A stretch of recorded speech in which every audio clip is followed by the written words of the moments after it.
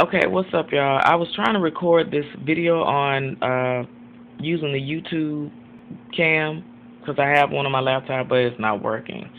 So I wanted to respond. I'm kind of late on the Erykah Badu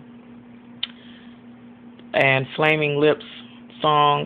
The first time ever I saw your face, which is a remake of a classic uh, sung by Miss Roberta Flack. Now, I'm not going to bash. I'm not going to say anything negative about it. The only thing that I will say is when, Miss Roberta Flack did that song held a lot of emotion and it meant the world to a lot of people, hundreds of thousands, millions of people. Which is why it's still a classic song today. Now, the director of that video, Mr. Wayne Cohen, he's pretty far out there. I took a look at, some things that he did. He did a piece of artwork. He took like 3 vials of his blood, and he did a screen print of this skull face, and then the rest of the blood that he used, he, made put some blood drippings down on the skull, like in the eyeball area, and it was dripping, and he thought it was way cool. And then he took the rest of the blood and just splashed it, on the print. So I you know I understand if that's what you want to do, that's fine, okay. But my thing is, I'm sure Miss Badu knew what type of artistic, if you will, person Mr. Cohen was. To me, you have to have some sort of knowledge of what you're getting yourself into as far as when you're dealing with other artists. I mean, there's no way I can say I love Picasso and I've never seen his work. I know what his style is. I know what he does. And so, it's up to you whether you want to sign on for a project that if a person goes to that extent to take vials of blood and make a painting out of it, then hey, you should pretty much know. But back to the matter at hand, the one thing that I want to say about the video is I've watched Erykah from on and on when she had the hair wrap, and I just thought it was the best thing ever. It's not a new concept, but for our generation it was, because you had Nina Simone, who wore hair wraps all the time. You had Aretha Franklin in her earlier, days of singing as an artist. Everybody was funky, it was soulful, it was all kinds of things. And Erykah took that concept and she did it with a twist, and I thought it was brilliant. Everybody that I knew at the time, including myself, was watching head wrap videos, trying to figure out, well, not really watching videos, but trying to figure out how does she do that. So, but anyway, my point is, I understand Erykah being an artistic, creative soul, and she's very sensitive about her and that's fine. But I just really think that, and Mr. Wayne Cohen had a response to it, and he said, well, yeah, you got what 4 white guys coming into your house, and you got tubs of blood, you got one glitter, one semen, one blood, whatever. So he threw a little shade behind it. First of all, if I'm doing a video, and I'm not gonna bash Erykah at all, that I know she's artistic. She did the window seat. She got butt naked. Okay, it takes a lot of something to do something like that. I don't know what it takes, but I don't know if I have that or not. Even if I had the nice body, I don't think so. Unless I was just running down the street going, because I went crazy or bananas or something. But she did in a way that it's like her thought process is totally different. I don't have that I know of. So from the window seat, I can understand that. But then at the same time, with her borrowing her sister to do the full-on nudity shots, to me, I don't know. I guess I know it's for publicity. I know she wants us to talk about it, which is why I'm taking time out of my day to talk about the video. But this is where my heart is. My heart is, once Whitney Houston sang the national anthem, it was a wrap. It was a complete wrap because that was a moment frozen in our, forever frozen in our minds in that time. I remember what she had on with the white headband and the red, white, and blue, you know, I think it was a sweatsuit or something like that, with the little beads of sweat running on her top lip when she said "Home of the Brave," and she's putting her fist up in the air. That was like so like that was timeless. That was one of those pieces that can never be recreated. You know, it can be duplicated but never recreated, and I love that memory. Um, there are so many beautiful, vivid memories that I have in my mind, and it makes me feel so good. And I just think that using the first time ever I saw your face, which was originally sung by Roberta Flack, that just made me feel like they didn't care about how classic and how beautiful that moment in time when that song was made, what that made other people feel like. Um, and it may sound corny, but songs can make you feel a certain way. And that song, you know, I was riding down the street one time and I told my friend, for the duration of this song when it came on, I said, don't speak, don't talk, please don't ask me anything, because that song meant it. You felt the earth move. I mean, she rode the melody. A lot of artists try to override the melody, but Miss Flack did such a there. I don't think there's anybody else, and it's been uh, done by other artists. I think Sheryl Crow and um, somebody else.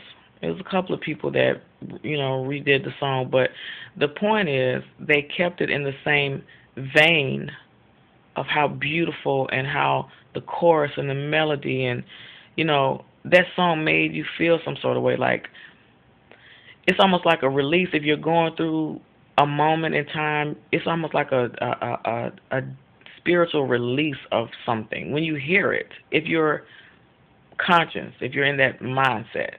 You know what I'm saying? Even the hardest thug, I'm sure, be like, man, this song's so deep, man. But I'm serious. That's how it was. And it was one of those moments that you cannot get back. It happens, which is why we here, on this planet, we have his story, her story.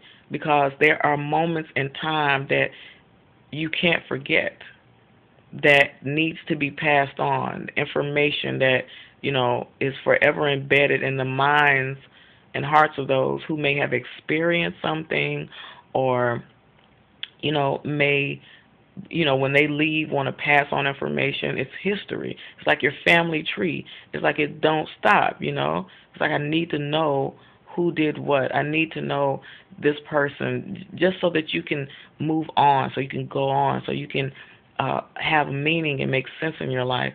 And to me, it may not seem like it, and I might seem kind of corny, but seriously, I'm not even going to comment on the video. I just think the song was disturbing in the sense that the way that the band, to me, I feel like they had no respect for the song, and they wanted to do it with a twist of evil. To me, it was just down, down, and then her echo in her voice. I mean, come on. I mean, I'm just hoping that it does not affect people. Hope it doesn't mess people up, because if I hear the original song, I won't listen to this Erykah Badu's version again. I refuse to do it. I don't want to watch the video anymore, any of that stuff, because it might get stuck in my head. You know how things get stuck, and I don't want that to happen.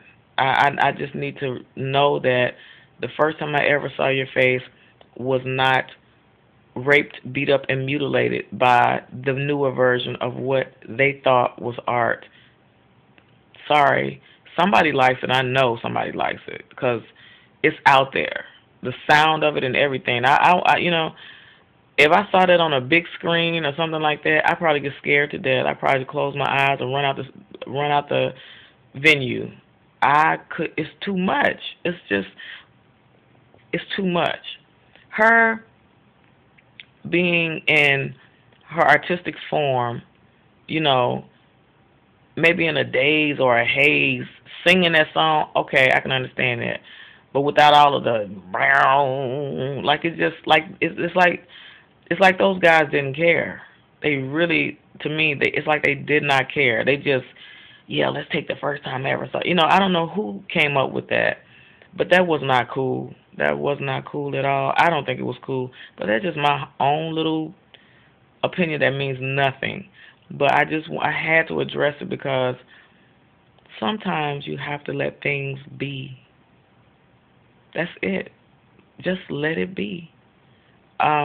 You don't want anybody coming in your life and stealing your, you know, the very thought of a song that meant something to you maybe when you graduated or the first time you fell in love, or, you know, it could have been a family member who, you know, may have had some sort of issues and that song got them through, and then here you take it and mutilate it, rape it, stomp on it, throw it in the ground, and just spit on its grave. Like, to me, that's what that's what it felt like. Like, I'm gonna take this song and I'm gonna make it sound so eerily demonic to me that I'm gonna pick it apart. Like, you took some goodness. Like, it's almost like being mad at a flower or a rose, you know, and stepping on it. That's how I felt when they call themselves artistically remaking that song. Forget about the visual. I'm not going to give that any attention. Whatever. You want to get naked, get in the tub, that's fine, whatever. But my thing is, you took something so beautiful and raped it. You stepped on it. You just you know, it was like, this is what you did. This is Roberta.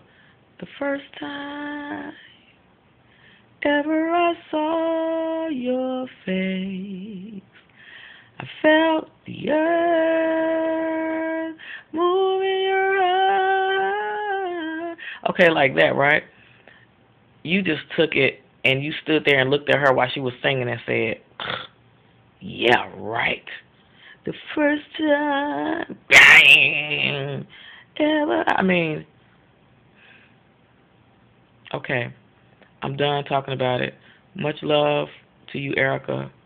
I just think, man, you know, as an artist, some things you just have to let it be. Don't, you know, even with yourself, don't. How can I say it? How can I say? Don't make everything so sinister. Everything is not sinister. Everything does not have to be, you know, this. I'm so artistic. I'm gonna take the best, one of the best classic songs of our time, and just rape it, and put horns on it. I mean, I'm sorry. I'm done. I've said enough. I just, certain things I feel kind of, you know, I just like what's the guy that created all of the comic books, like that dude. I forgot his name. Marvel Comics. That dude, man. When they recreated his, you know, when his well, not recreated, but when they brought the book to life, and it was certain things he didn't like about it, I don't blame him, because those times were when people had imaginations. They don't want some twisted fantasy of something that meant something to so many people in his day. You know, that, to me, that was disrespectful. It was disrespectful. But, you know, I digress. I just had to comment on the video. Mainly I'm commenting on the song because I just thought it was done in poor taste. I'm sorry, Erykah. I love you. Whether I love you or not probably don't mean two red cents to you, but I'm just letting you know I got love for you, but how y'all took that song, man, it disturbed me. I don't care about your art. I mean, you gonna do you, but that was disturbing. And I love you guys in YouTube land, and I'll talk to you guys later. Peace.